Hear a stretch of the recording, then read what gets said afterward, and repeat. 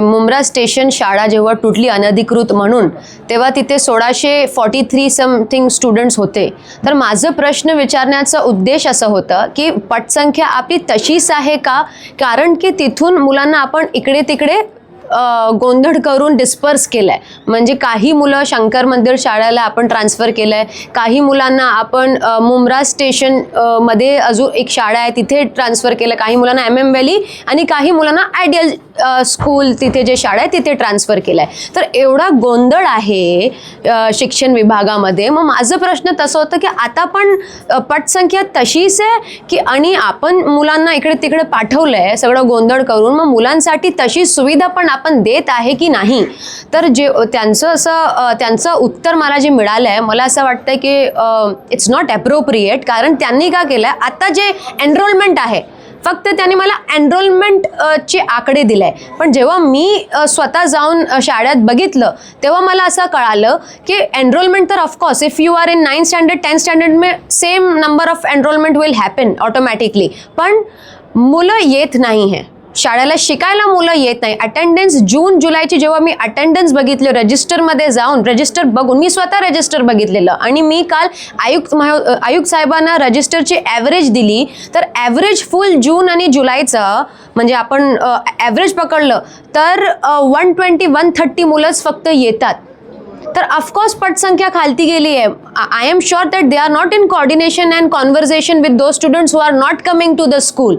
आणि दुसरा माझा असा प्रश्न होता की आपण मुलांना इकडे तिकडे डिस्पर्स तर केलंय, मग त्या लोकांसाठी आपण सोयीसुविधा देत आहे का? त्यांच्यासाठी बेंचेस आहे का? त्यांच्यासाठी प्रॉपर टीचर्स आहे का? क्लासरूम्स आहे का? एक शाळेत आपण कसं की 1643 स्टुडंट्स आपण डिस्पर्स केलं आहे, तर त्यानुसार त्यांच्याकडे सुविधा आहे का? आणि 2 वर्ष झालं आहे आता. मग त्याचे जे शिक्षणाचं जे हे होत आहे, नुकसान होत आहे, याची जबाबदारी कोण घेणार आहे? आज आपल्या पूर्ण देशात एवढं मोठं आंदोलन उमटलेलं आहे, कशासाठी उमटलेलं आहे? विद्यार्थी लोकांचं उमटलेलं आहे आणि शिक्षणासाठी उमटलेलं आहे, बरोबर? मग आपण ठाणे महानगरपालिका, एवढी मोठी ठाणे महानगरपालिका, आणि आपण जर शिक्षणावर लक्ष नाही दिलं then why are we here for? तर मी जेव्हा तिथे गेलो होतं शाळेला, मग असं आहे की school number 14 is English medium secondary, school number 10 म्हणजे एकच इमारतीला मॉर्निंग शिफ्टला इंग्लिश करून ठेवलं, दुपारीला मराठी मीडियम करून ठेवलं. It's very confusing. बट जेव्हा मी क्लासरूम्स बघायला गेले तर बघा बेंचेसची परिस्थिती अशी आहे, अशी बेंचेसची परिस्थिती आहे. 9th and 10th स्टँडर्डचे मुलगे कसे बसणार आहे अशी बेंचेसवर? It's secondary school. You know how now children have grown up and they are tall, healthy. How they will sit? कसे बसणार आहे? बघा, मी स्वतः गेले होते. I don't have that GPS वाला कॅमेरा. अदरवाईज तुमच्याकडे डेट आणि टाइम पण आलं असतं. Next time I will make sure. बघा, अशी परिस्थिती आहे.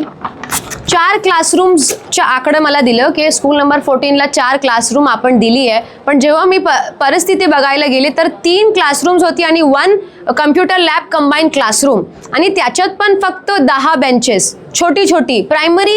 प्रायमरी स्कूलसाठी जे बेंचेस आहे ना, तेच बेंच ते लोक यूज करतात फॉर सेकंडरी स्कूल ऑल्सो. एक बेंचवर 3-3 मुलं बसणार. एक्झाम्समध्ये कशा ॲडजस्ट होईल तुम्ही मला सांगा? It's very logical. एक्झाम्सला तर आपल्याला मुलांना म्हणजे गॅप करून बसावं लागतं ना. असं तीन मुलं एक बेंचेसवर बसणार आहे तर एक्झाम्स कशा देणार आहे? एक्झामचे पेपर लीक होत आहे आणि इकडे आपण तसेच मुलांना सोबत बसून कॉपी करा, एकमेकांची कॉपी करून पास व्हा. तर ऑफकोर्स शिक्षण विभागाला आता ह्या गोष्टीवर लक्ष द्यायला गरजेचं आहे. आणि काल जेव्हा मी आयुक्त साहेबांच्या समोर हा मुद्दा उपस्थित केला तेव्हा मला आयुक्त साहेबांनी आश्वासन दिलंय की याच्यावर लवकरात लवकर काम चालू होणार आहे आणि आयुक्त साहेब स्वतः लक्ष देईल या गोष्टीवर. आणि खूप लवकर एक दौरा करून आपण जे सगळं माझे आरोप आहे, जे सगळं मी त्यांना दाखवले प्रूफ्स, त्याच्यावर काम चालू होणार आहे. शाळेमध्येच आहे की सगळ्या शाळेमध्ये तशा प्रकारची परिस्थिती आहे? म्हणजे विशिष्ट शाळेतच पाण्याची नियोजन नाहीये की सगळ्या शाळेमध्ये तसं आहे? Mostly 90% of them it's there. आता कसं आहे की हे तर मी तुम्हाला एक एक्झाम्पल दिलंय, ठीक आहे? आपण MM व्हॅली शाळेला पण जेव्हा मी प्रभारी विरोधी पक्ष नेता होती तेव्हा मी MM व्हॅली शाळेला पण गेली होती. तिथे पण असं आहे की टीचर्स नाही आहे, म्हणजे 9 आणि 10 स्टँडर्डचे मुले सोबत बसतात आणि टीचर्स, आपल्याला पण माहिती आहे आता SIRचं कसं चाललंय, तर टीचर्स त्यामुळे येत नाही मुलाला, ते लोक सुट्टी देतात. तर of course it's overall if you see there is a lot of गोंधळ इन शिक्षण विभाग दॅट्स हॅपनिंग. ज्या अधिकाऱ्यांनी तुम्हाला खोटी माहिती दिली त्या अधिकाऱ्यांवर देखील कारवाईची काय मागणी आयुक्तांकडे तुम्ही करणार आहात? मी कसं आहे की त्यांचं असं म्हणणं होतं की दे हॅवंट गॉटन इसका अभी तक की उनको मागणी आई नाही है, पण ते पण मला असं वाटतं की त्याच्याकडे मागणी आली होती बेंचेसची आणि आम्ही स्वतः व्हिजिट पण केलं होतं. रॅदर दॅन कारवाई माझं असं म्हणणं होतं की आपण कसं आहे की माझी अपेक्षा खूप जास्त आहे मॅडमकडून. मॅडम पण एक महिला आहात, तर because she is a woman I expect more from it, because as women we should take sensitive decisions. तर माझी अपेक्षा, आणि आयुक्त साहेबांनी मला आश्वासन दिलं आहे की याच्यावर लवकरात लवकर काम होणार आहे. मॅडम, तुम्हाला असं वाटतं का की आपण म्हणत असं ज्या महापालिकेच्या शाळा आहेत त्या शाळांची दुरवस्था पाहायला मिळते आणि त्याच्यामुळे कुठेतरी मराठी शाळा सगळ्या बंद पडत चालल्यात आणि विद्यार्थी त्यामुळे डायव्हर्ट होत आहेत असं वाटतं तुम्ही? आता कसं आहे की हे तर मी तुम्हाला मुंब्राचं एक एक्झाम्पल दिलं आहे मुंब्राच्या. आय फील दॅट ओव्हरऑल आपण बघायला गेले तर पटसंख्या तर मराठी मीडियमची आपण बघायला गेलो की इंग्लिश मीडियमची बघायला गेलो तर पटसंख्या तर आपली कमी होत आहे. Why? Because we are not somewhere we are lacking in serving quality. Somewhere we are lacking in serving quality. आपण जर असं, माझं असं म्हणणं होतं की आपण जर फक्त करायचं आहे म्हणून करत आहे तर नाही चालणार आहे ना. दुसरा एक सर्वाधिक एक मुद्दा मांडण्यात आला काल की शाळा आहे, महाविद्यालय आहे, त्याच्या 500 मीटर अंतरापर्यंत मटण असेल, चिकनची दुकानं असतील, पान टपरे असतील, यावर कारवाई करण्यात यावी, वाईन शॉप्स असतील, यावर कारवाई करण्यात यावी, असा मुद्दा खरं तर महासभेत गाजला. कसं बघताय या विषयाकडे? खूप छान विषय, आणि आयुक्त साहेबांनी या विषयावर आम्हाला सगळेच नगरसेवक लोकांना आश्वासन दिलंय की पूर्ण ठाणे असू द्या, दिवा, कलवा, मुंब्रा कारवाई होणार आहे. आणि it's very important for the healthy atmosphere of शाळा. आणि धार्मिक जागेचा पण बोललं गेलं आहे की धार्मिक जागेचे 500 मीटरच्या तिथे पण आपल्याला कारवाई केली पाहिजे. अजून एक हाय खुशी.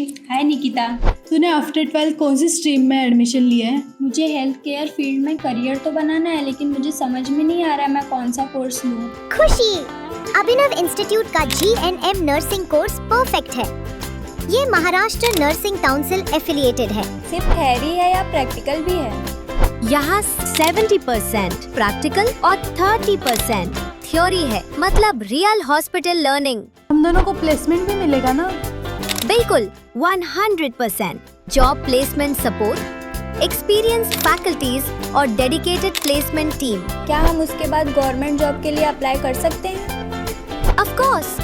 और इंडिया और अब्रॉड दोनों जगह ह्यूज डिमांड है एक्सपर्ट्स की. Wow, sounds like a plan. हाँ, अब फ्यूचर सेफ लग रहा है.